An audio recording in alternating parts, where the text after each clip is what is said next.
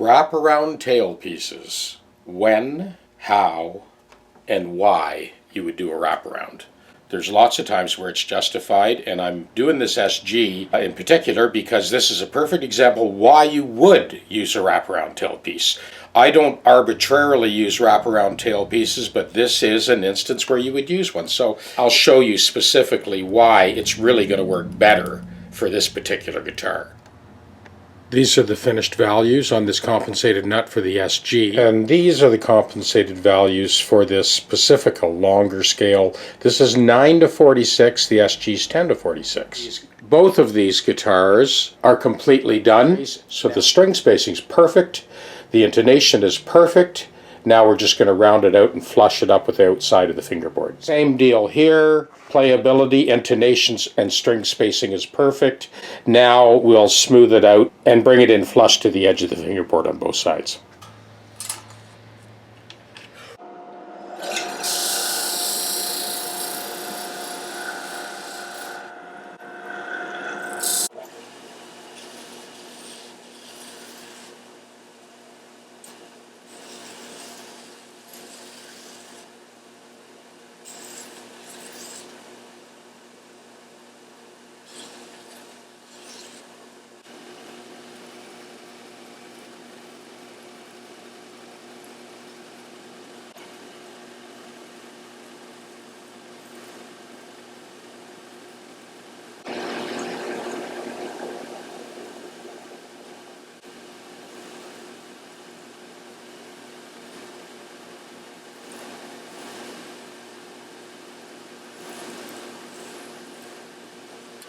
So this is the Gibson SG compensated nut completed. You see how high that tailpiece is off of the surface of the top in order for this low E string to clear the back of the casting, and I don't even know if it's clearing.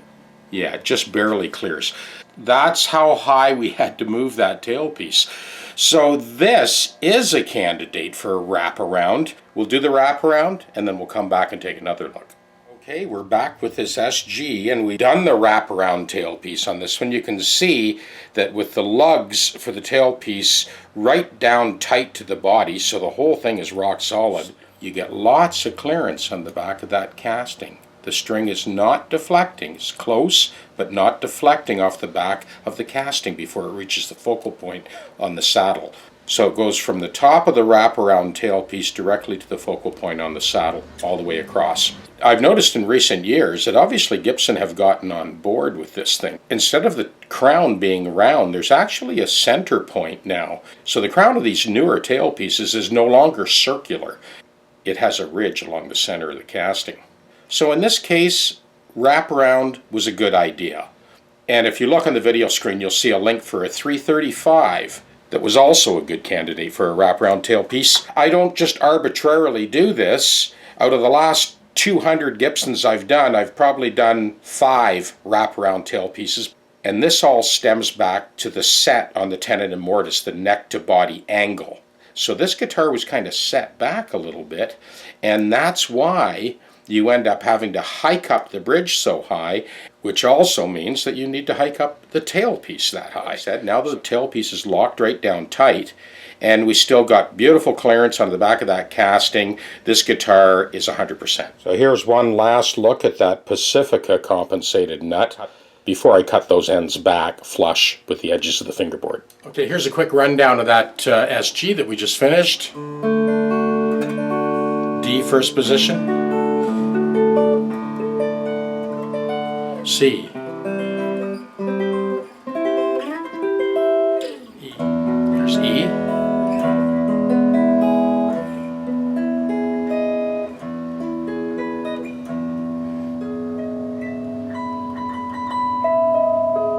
And here's first position A minor 9. Same chord at the 13th position. It's always a good intonation test to do intervals of a 6th. So a 6th and a 10th. This is your 10th, this is your 6th. So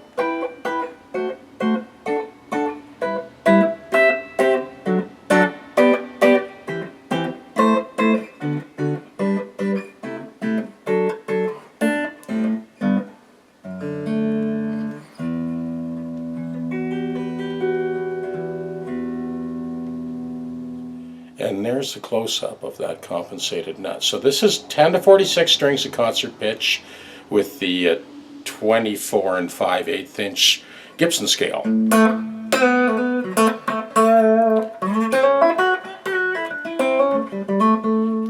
to 46 strings of concert pitch. So we'll just quickly go through a few chords to let you hear this. So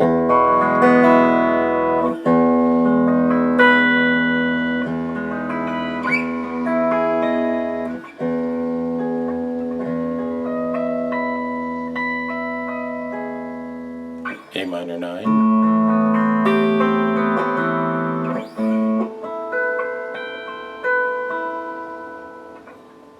G,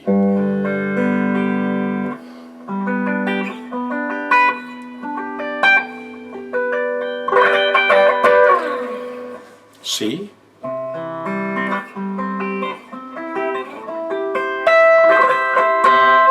the magnets in these pickups are exceptionally strong. If you bring them too close to the string, you'll see the tuner start to waver. So a lot of the time, this is the issue. You got to drop those pickups down a little bit until that wavering stops on the tuner. Right now, it's perfect. There's all your first position chords.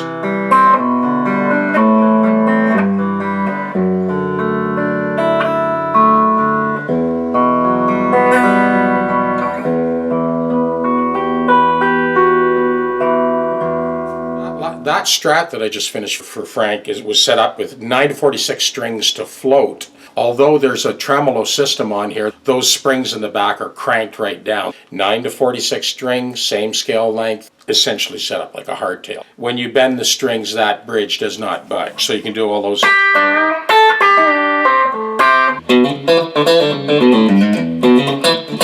The other thing that was done to this guitar was it was edge dressed as well. And there was just a couple of spots up the top here. The lay of the neck on this guitar was actually better than that Gibson and better than that Fender. But it did need a light fret dress up the top, so we got compensated nut, light fret dress, edge dress, and set up for 9 to 46 strings and concert pitch. Hardtail.